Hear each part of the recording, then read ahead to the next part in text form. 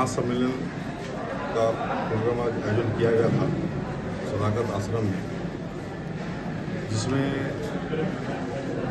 राजकुमार शर्मा जी वरिष्ठ नेता हैं, उनके द्वारा कहा गया है बहुत ही जल्द किसान के सम्मान में किसानों के अधिकार के लिए पूरे बिहार प्रदेश में आंदोलन किया जाएगा। जी,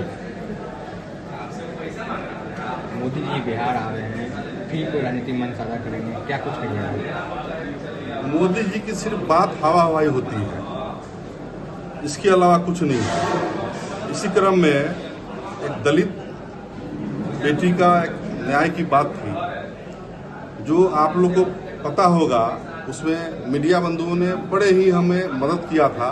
वह सुनीता किंडी कांड में, जो मुजफ्फरपुर जिला अंतर्गत के सकरा प्रखंड बाजीराव ग्राम की निवासी थी, लाल देवराम की पुत्री, जो एक दलित की बेटी थी, और वह यूट्रस के इलाज के लिए एक डॉक्टर के पास जाती है, जहां पे डॉक्टरों ने उसे गुमराह करके दोनों किडनी निकाल के और मरने के लिए छोड़ देता है।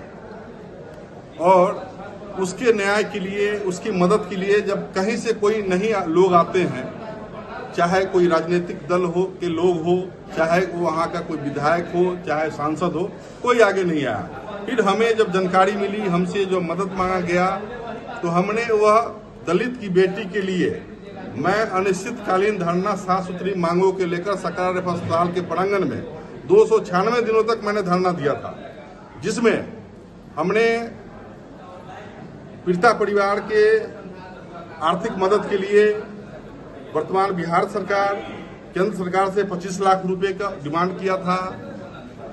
पीड़ित को जिंदगी बचाने के लिए किडनी की व्यवस्था की हमने मांग किया था। उसके 3 छोटे छोटे बच्चे थे, उसके पढ़ाई लिखाई जो सरकारी खर्चे पर उसका जो है व्यवस्था हो, उसकी हमने बात रखा था। पूरे जिला में, प्रदेश में जितने अवैध नर्सिंग होम, अल्ट्रासाउंड केंद्र जो संचालित हो रहा था, उसको पूरी तरीके से बंद करने की बात की गई थी। ये तमाम 7 सूत्री मांगों को लेकर हमने सकरा रेफरल अस्पताल के प्रांगण में धरना बैठा था, जिसमें मेरा 6 मांग को पूरा कर दिया गया था। नीतीश कुमार स्वयं आए थे मुजफ्फरपुर में, पीड़ित से मिले, 5 लाख रुपए का चेक भी इन्होंने दिया। लेकिन दुख की बात यह है, हमने आप लोगों के जरिए हमने मुजफ्फरपुर धरना स्थल से हमने कहा था कि हमारे मोदी जी दलित की बात करते हैं, दलितों के रहनुमा बनते हैं, लेकिन एक दलित की बेटी को उन लोगों ने, चाहे वो बिहार सरकार हो, नीतीश कुमार जी हो, चाहे मोदी जी हो, ये दोनों बिहार और राज्य सरकार और केंद्र सरकार मिलके एक दलित की बेटी की जिंदगी बचाने की किडनी की व्यवस्था नहीं कर पाया, जो कि बहुत ही शर्म और दुख की बात है। जी सर, आप चुनाव भी लड़ रहे हैं इस बार अपने क्षेत्र में, मतलब क्या कांग्रेस पार्टी से चुनाव जीतते तो सबसे बड़ा काम आप क्या कीजिए? जी, सबसे पहले देखिए, बहुत ही भ्रष्ट है आज के समय में। आप जाओ, थाने चले जाओ, हॉस्पिटल चले जाओ, एजुकेशन डिपार्टमेंट में, आप किसी भी दफ्तर में चले जाओ, ब्लॉक में चले जाओ, सभी जगह सबसे ज्यादा भ्रष्ट है। ये सबसे पहले हम भ्रष्ट मुक्त करेंगे।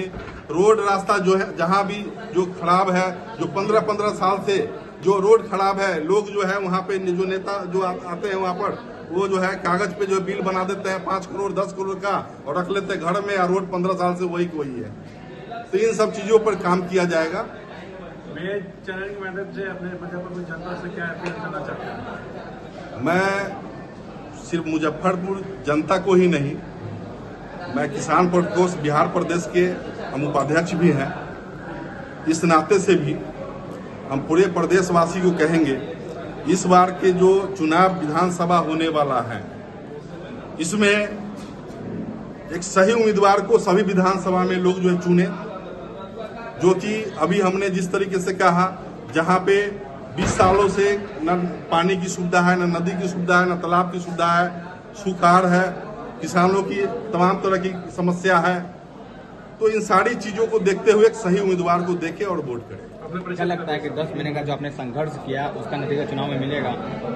बिल्कुल बिल्कुल। उस समय भी सभी समाज के सभी वर्ग के लोग हमें बिल्कुल मदद किया था, और आज जो है आप देख सकते हैं कि हमने जितने लोग, मतलब किडनी कांड ही नहीं आप क्या कह सकते हैं, पिंकी सनी मूत्र नली कांड, ये संजय महतो हाइड्रोसिल कांड, एजाज हत्याकांड, ऐसे दर्जनों संगीन मामला था जिसको यह परवीन कुमार ने सकड़ा के लिए लड़ाई लड़ा है और जब तक ये सांस है ये लड़ता रहेगा। परवीन कुमार समाज सेवक।